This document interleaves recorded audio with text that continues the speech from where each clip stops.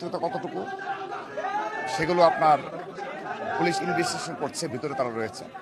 আমরা আমাদের ছাত্রদলের পক্ষ থেকে আমরা তাদের কোনো পক্ষে ডিস্টার্ব যেন না হয় আমরা সেটি এনশিওর করছি। কিন্তু সবচেয়ে দুঃখের বিষয় যেটি যে লাশ এখনও কিন্তু সিঁড়িতে পড়ে রয়েছে, লাশ এখনও সিঁড়িতেই পড়ে রয়েছে। পিবিআই এবং পিবিআই আসতে প্রায় 5 ঘন্টা লাগলো, 5 ঘন্টা লেগে গেছে। তো এই 5 ঘন্টা যাবৎ লাশটা পড়ে আছে। তারা আমাদের যে এক্সকিউজটা দেখাচ্ছে যে সকল গোয়েন্দা সংস্থার লোকজন, পিবিআই লোকজন তারা নাকি এয়ারপোর্টে রয়েছে। একাধারে আমরা আমাদের ছাত্রদলের নেতাকর্মীদের হারাচ্ছি।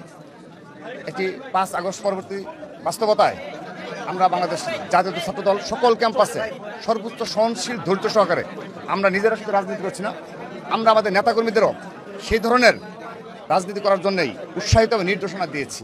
দেখুন জগন্নাথ বিশ্ববিদ্যালয় ছাত্রদল তারা কত নির্যাতিত হয়েছে, কত মামলা হামলা শিকার হয়েছে, কিন্তু এখন পর্যন্ত কিন্তু দেখেন তাদের অনাকাঙ্ক্ষিত কোনো ঘটনা ঘটেনি।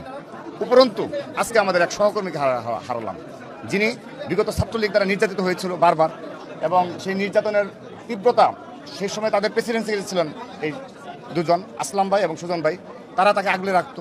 কিন্তু আজকে আমরা তাকে হারালাম। তো বাংলাদেশের আইন শৃঙ্খলা রক্ষাকারী বাহিনী যে নির্লিপ্ততা এবং দেশের আইন শৃঙ্খলা পরিস্থিতি ভেঙে পড়েছে, আমরা সেটা বারবারই বলেছি। অতীতেও দেখেছেন আমরা পারভেজকে হারিয়েছি, সাম্যকে হারিয়েছি। তো দেখা যাচ্ছে ছাত্রদলের নেতাকর্মীরা বারবার ভিকটিম হচ্ছে। তো এই দেশের আইন শৃঙ্খলা রক্ষাকারী বাহিনীর পরিস্থিতি এতটা নাজুক হবে এটি কিন্তু আমরা কখনোই প্রত্যাশা করিনি। তো যা হোক, আমরা আশা করছি এটি সুষ্ঠু তদন্তের মাধ্যমে তারা আজকে রাতের মধ্যে আসামিদের গ্রেপ্তার করতে পারবে, সক্ষম হবে। আমরা সে আশাবাদ ব্যক্ত করছি এবং আমরা আমাদের সেই প্রত্যাশার কথা আমরা পুলিশের কর্মকর্তাদের জানিয়েছি যে আজকে রাতের মধ্যে এই ঘাতকদের গ্রেপ্তার করতে হবে। এবং জি অবশ্যই তারা মূল সন্দেহভাজন তারাই, এবং তারা হত্যাকারী হিসাবে আমরা সন্দেহ পোষণ করছি। আমার মনে হচ্ছে আইন শৃঙ্খলা রক্ষাকারী বাহিনীও তাদেরকে করছে। কিন্তু এখানে আরেকজন যারা রয়েছে তাদেরকে অবশ্যই হয়তোবা তাদেরকে আইনি হেফাজতে নেওয়া হবে এবং তাদের আজকে রাতের মধ্যে আরও অনেক তদন্তের মাধ্যমে আরও পুঙ্খানুপুঙ্খভাবে হয়তো আমরা জানতে সক্ষম হব। তারা যেটা এনশিওর করেছে আজকে রাতের মধ্যে না হলে হয়তো আগামীকালের মধ্যেই তারা প্রেস ব্রিফিংয়ের মাধ্যমে সব কিছু এনশিওর করবে। আমরা তাদের প্রতি আস্থা রেখেছি। ছাত্রদলের এই সকল নেতাকর্মীদের হত্যাকাণ্ডের পেছনে আরও বৃহৎ কোনো উদ্দেশ্য রয়েছে কিনা এই বিষয়গুলো এনশিওর করার জন্য আমি আহ্বান জানাচ্ছি।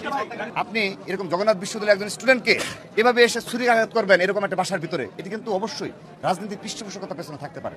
তো আমরা আগেই কোনো সন্দেহ করছি না, আমরা পুলিশ প্রশাসনের উপর নির্ভর করতে চাই। তারা পিবিআই এসেছে, তারা তদন্তের মাধ্যমে যে ব্যাখ্যা দাঁড় করাবে, এবং আমরা যেহেতু সরজমিনে এসেছি আমরা এই বিষয়ে আরও বিস্তারিত বক্তব্য পরে দিতে পারবো।